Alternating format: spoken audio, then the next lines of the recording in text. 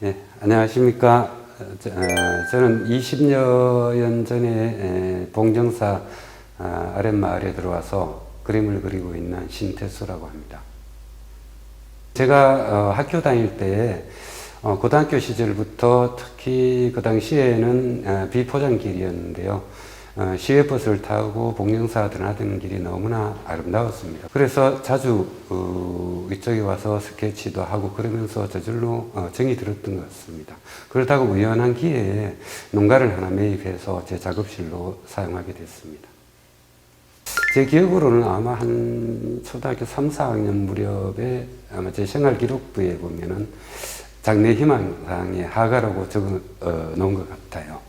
아마 그때서부터 그림 그리기를 무척 좋아해서 중학교 때로 이어지면서 이제 미술부 활동도 하고 또 진학을 장차 이제 학아가 되겠다는 꿈을 가지고 이러면서 이제 조금씩 그림을 이제 길로 나아가게 된 거죠.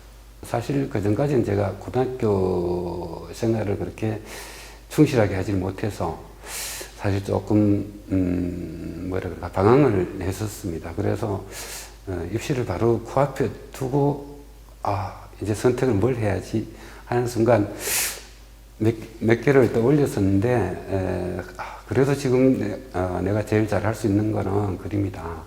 그러면서 이제 자연스럽게 이제 미대로 진학을 하게 됐죠. 그러면서 미대를 가서부터는 다른 생각을 한 적은 없었던 것 같아요. 그래서 꾸준하게 지속적으로 그림을 계속하게 됐습니다.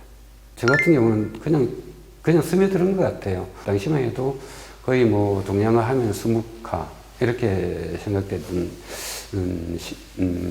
시기였는데 근데 먹다르는 게 재밌더라고요. 그래서 저절로 그렇게 간 것 같습니다. 예전에 이제 사생을 하면서 하회마을을 자주 드나들었습니다. 그러던 차에 이제 하회마을이 유네스코에 등재되면서 북극 문화정보센터라고 안동에 있죠. 거기에서 이제 기획을 하게 됐죠. 유네스코 등재된 하회마을을 주제로 전시를 하자. 그래서 이제 하회마을을 많이 그리게 됐습니다. 하회마을을 네 차례에 걸쳐서 계획전을 가지면서 그때마다 이제 다른 컨셉으로 접근을 하게 됐습니다. 뭐 예를 들자면은 어떨 때는 이제 하회마을의 대표적인 길, 북촌길, 남촌길, 종갓길 이런 식으로 가기도 했고 또 때로는 어떤 집들의 어떤 모양, 구조 이런 부분들을 주제로 가기도 했고 또 어떤 때는 또 뭐 어떤 달밤의 어떤 풍경이라 그럴까 그런 쪽에만 관심을 맞춰서 하기도 했고 다양한 시도를 했던 것 같습니다. 어쨌든 세계문화유산으로 등재가 되려면은 어떤 역사적인 어떤 가치 그리고 어떤 자연적인 환경 이런 모든 면에서 이제 충족을 시켜야 되겠죠.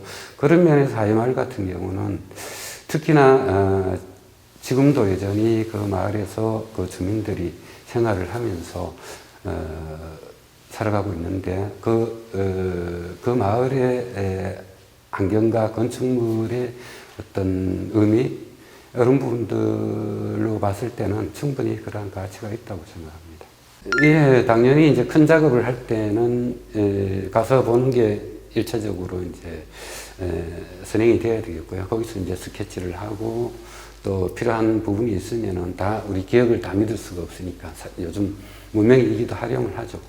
또 어떤 대상이 정해지면은 그걸 화면 안에서 이제 어떤 구도로 잡아낼 것인가 그 구도를 이제 명쾌하게 머릿속에 심어줘야 돼요. 그래야만 화면에 옮길 때 용이하게 되죠.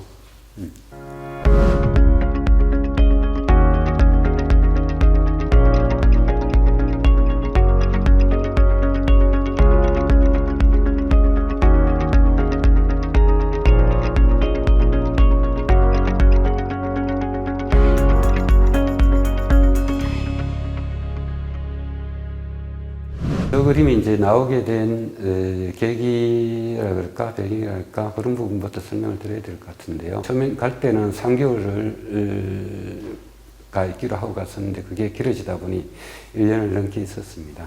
그러면서 이제 백령도는 이제 우리가 잘 알고 있듯이 대표적인 어떤 분단의 분쟁의 상징으로 자리매김하고 있죠. 서해오도.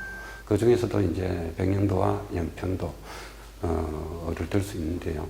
백령도에서 이제 그런 부분들, 미술이, 이 그림이라는 게 어떻게 우리 평화에 이바지할 수 있을 것인가. 그런 고민을 하면서 그림을 그리게 된 그림인데요. 저 그림 같은 경우는 그 백령도에서도 대표적인 관광지라 할 수 있는 두무진이라는 곳이 있습니다. 거기는 기암괴석이 굉장히 아름답게 펼쳐져 있는 곳이죠. 그쪽에서 또 보면은 13km 정도밖에 되지 않는 가까운 근거리에 북한 항해도 땅이 있습니다. 북쪽으로 굉장히 올라가 있으니까 항해도 땅이 바로 눈앞에 보이죠.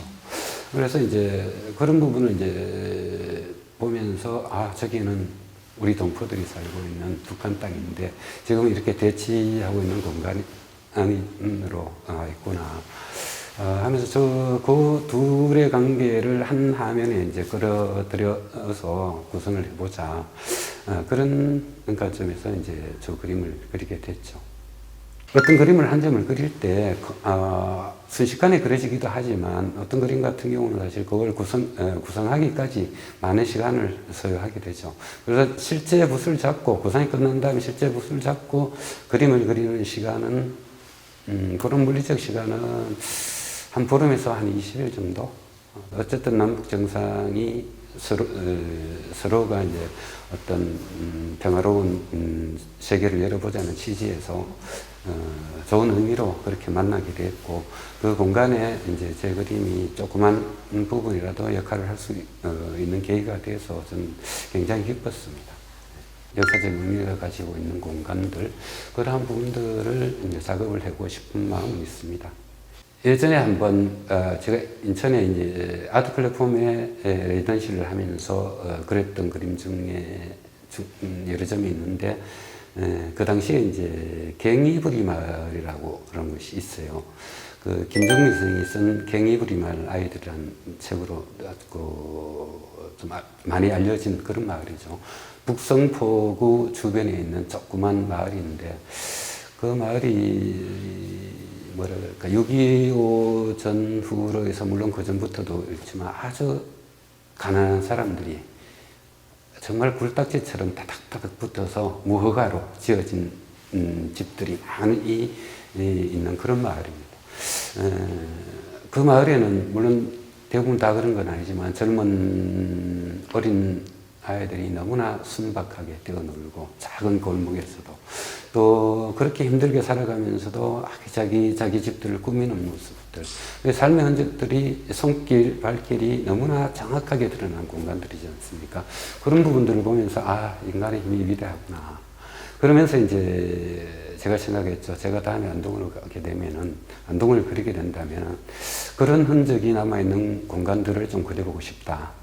그런 생각을 했었습니다. 작가로서의 삶이 화가뿐만 아니고 문학가라든가 아니면은 뭐 그러한 직업을 가진 사람들의